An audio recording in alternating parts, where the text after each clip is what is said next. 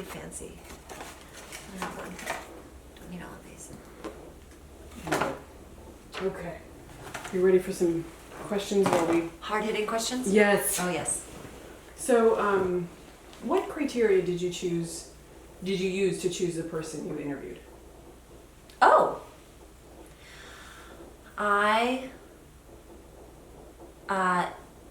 What criteria? Well, I eliminated things that I didn't want. Mm-hmm. Like, I didn't want somebody in the service industry. I didn't want somebody my age. I wanted to experiment with an age a lot different than mine. And maybe that's it. Yeah, I think that's it. Is there anything you moved toward instead of away from? I moved toward older people, significantly older people, and people who were observers. Does that make any sense? Yeah. People who were watching other people who were listening, not necessarily the talkers. Mm-hmm. And I asked two of them, and one of them first was like, "Oh no, you don't want that. I would not be interesting." And I was like, "I really think you would." And he was like, "No, thank you though. I appreciate it, but no." Like, okay. That is interesting. Mm-hmm. And then the other one said yes. Mm-hmm. The other one said yes. Giggled a lot. Oh, okay, all right, okay, yeah. Yeah. That's Neat. funny. Yeah, she's darling. One was a guy, one was a woman. He said no, she said yes. That's also interesting. So when you were interviewing her, what did you find yourself paying attention to? How short her answers were. It was a long interview, but she kept considering and then going, yes. And that was it. Or something like, well,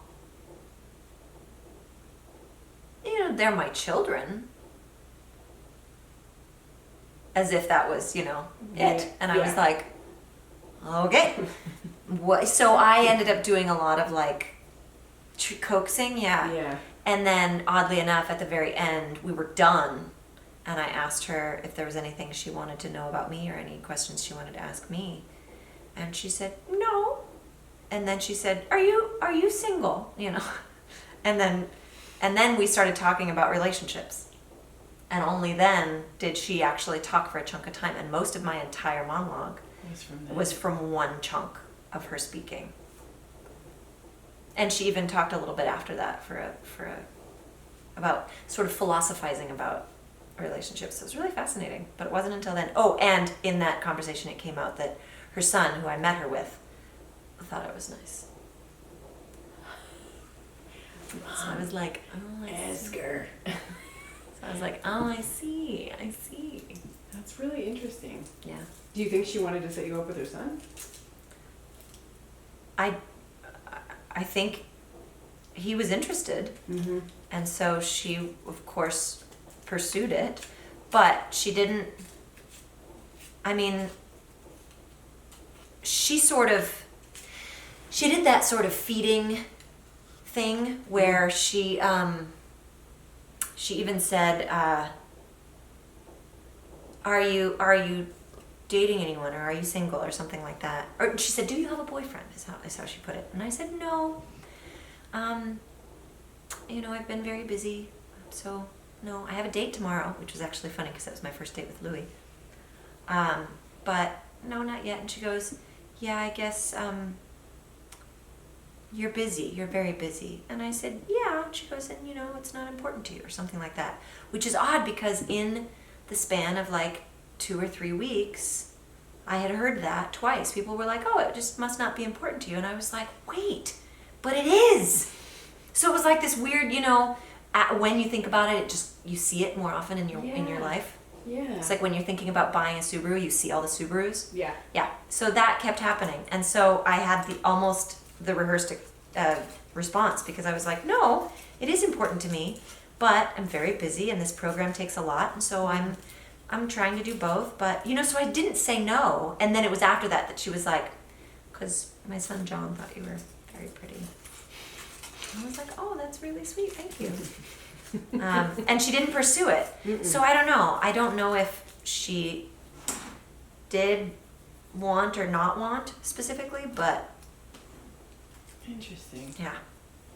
She's a neat lady. Yeah. She has 7 children. I can't even imagine. And John is her last child, and he was from her most recent marriage, and he was adopted by him, so he hasn't even been her son for very long. Whoa. Yeah. Yes, How John. old was he? John? Yeah. 40. Oh, okay. I was like, wait a minute. What does that mean exactly? Okay. 30 something. She's like, I don't know, 70? Maybe. Okay. Okay. She's pretty, So she's interesting. pretty old. Really lovely. Yeah. She was just neat. Like, That's why I approached her. yeah. With the rings Yeah. on every single finger. And then even when I got up too close to her, she had like this little, almost bob haircut. And she had this sort of patch right here where she had one of those like feathers attached, Yeah. like very bohemian, Yeah. except that it was, she had it for a while, so it had like matted a part of her. And when I was like, oh, look at that, I love your feather, she goes, oh, oh yeah, she just, oh yeah, I need to do it again, or something like that. Just really neat lady. That's awesome. Sat in the same place, barely moved. I showed her the questions ahead of time because she was a little like, what are What you is gonna this? ask Yeah. me? Yeah. So I printed it out and I offered it, and she even took it with her, and I was like, okay. Here we all are. right. Yeah. But yeah, she even, every once in a while, I would like, sometimes when she was giving short answers and then clearly thinking, I would let her to see if she was going to expound on it or find another something. Yeah. And there were multiple times when she would just sit there and then look down at the page and pull up the questions, and then I was like, okay, all right, We're going to the next. all right, got it, no Here problem. we are. I hear you. It's funny. That's amazing. Yeah, she was really neat. So you have been talking about some of your reactions, but do you have any like primary reactions to her? Yes. And I noticed this in my own voice, hearing the Yeah. recording back especially. But I noticed that I was very kind of caretakery about her. And that I found myself reassuring her. I found myself sort of trying to make her comfortable even with her answers. You know what I mean? Like, yeah. I kept saying, well, that's lovely. Or, oh, yes, that's, you know what I mean? She talked Yeah. about climbing trees when she was a little girl. And it was one of the most poignant things she said. Very short, though. She said, I love to climb trees. There's something about being up there and alone and, I don't know, something, I can't remember now, but something about getting to see it all or something, and then just put her hands back down. That was it. Yep. And I was like, that's great. Yeah, I remember being up in trees. It's such a neat place. I found myself trying to like, and what about you? She was like, okay, that was it. Yep. Yeah. But like in the monologue, at the end of where I got to with the monologue, she says, for example, because it's the thing that I've heard most recently, so I actually remember it. She said, I don't know what his problem was with her. talking about the woman that he Yeah. never wanted to marry. Yeah. And I hear myself chime in before she's done talking, and I'm always like, shh. But I'm like, oh, no, that's, you never know, kind of like trying to smooth it over. Yeah.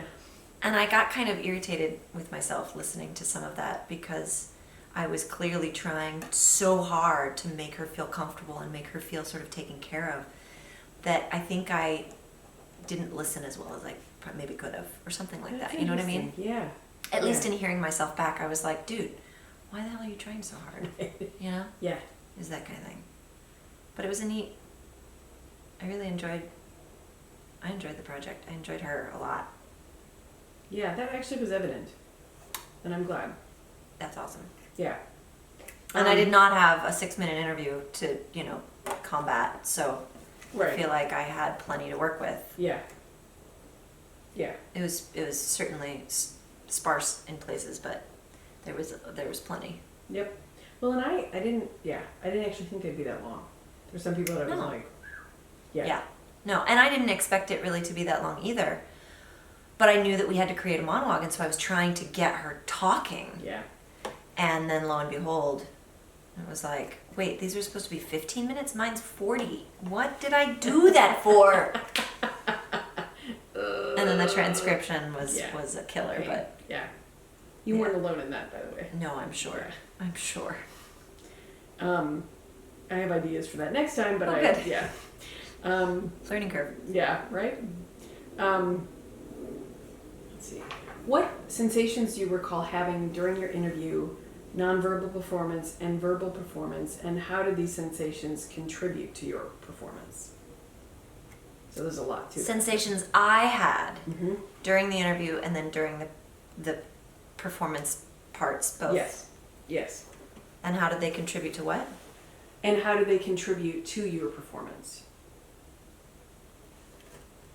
So, Yes. yeah, you got me. Yes. Well, during my interview, I was sick Mm. while I was on the tail end of the super nasty virus Yeah. that knocked me out. Yeah. So there were a couple times where I was trying not to cough. So I actually distinctly remember that, like this discomfort of, trying to Yeah. not let it come out kind of thing, That's the worst. stifling. Yeah. And then, You don't have to ask him twice. he's like, okay. And He's gonna knock those around. that's fine. Okay. It's fine with me. I'll make sure I excavate them from any crevasses that they fall into. They're a little boring, aren't they? They don't really move on their own. So let's see. Besides that,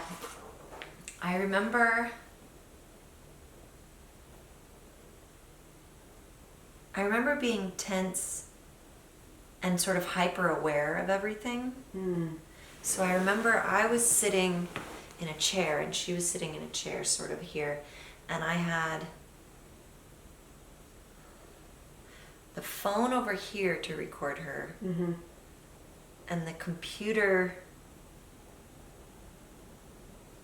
somewhere to record her.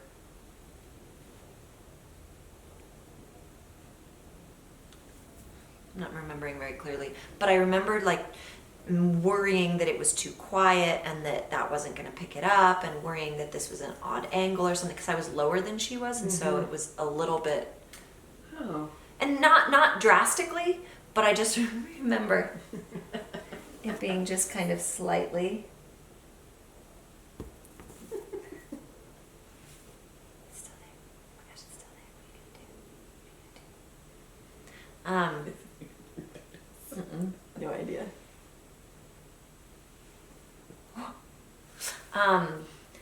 So I remember that part of it, Mhm. and not being especially comfortable. And let's see, what about during the performances and working through those? I remember the movement piece. I remember kind of particularly the very final time. Mm-hmm. I remember a lot of tension, and that may have been part of the progression of the the movement piece in general, because at the beginning, I think we did it, 3 times total? And at the beginning it was very freeing, and it was kind of flowy, and there was a real sort of nature surrender kind of thing happening. And then by the final time there was more protectiveness involved. And so I certainly felt a lot more of the tension of trying to maintain and make sure that everything was okay. Yeah. And so I felt some of the sort of like cricky, tense, and part of that was, at least in sensation, was sort of feeling old, or at least feeling, not completely physically capable of everything that I don't know, that I could do. Yeah.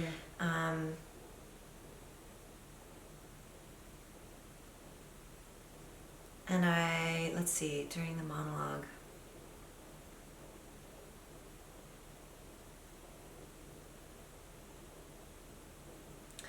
I don't know.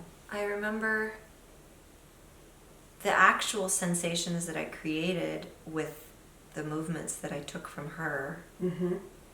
And I remember that she certainly had sort of a little bit of a collapsed posture, but I don't remember feeling any of those sensations during the performance. Gotcha. I remember sort of setting them, but not being physically feeling conscious of them. But I certainly remember the hands, and I remember when it felt like I was doing the wrong thing, or getting a little too far from what she did, because I play with things much differently than she does. Yeah. Even though I am a fidgeter as well, and I do some of those same things.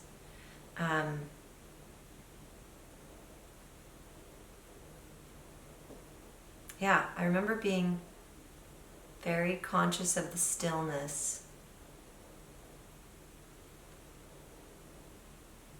And I don't know if it's me or her that felt the attention in that stillness. Does that make sense? Yep.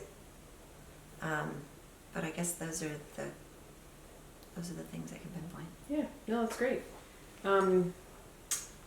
What areas of the interview you conducted did you find yourself most connecting with, or not connecting with?